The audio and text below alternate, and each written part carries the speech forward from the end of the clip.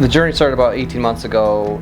We decided we wanted to build a house. There's a lot of decisions to make. I underestimated how many decisions were involved in the process. You know, we knew we had kind of a darker color scheme in mind for the exterior of the house, but we wanted to have some accent features that would really make the exterior of the house pop. So we found Vesta and we thought it was the perfect fit.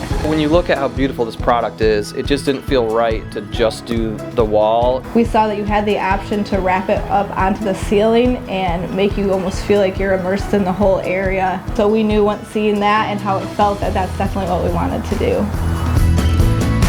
Started with the front porch and the ceiling. We said, hey, how about our entryway into the mudroom, which is where most of our guests will go through, just because we love this specific product so much. And the Smokey Ash has been just a really, really cool color, and we get a lot of compliments on it. No, we absolutely love this home. I drive up every day and still can't really believe it's ours.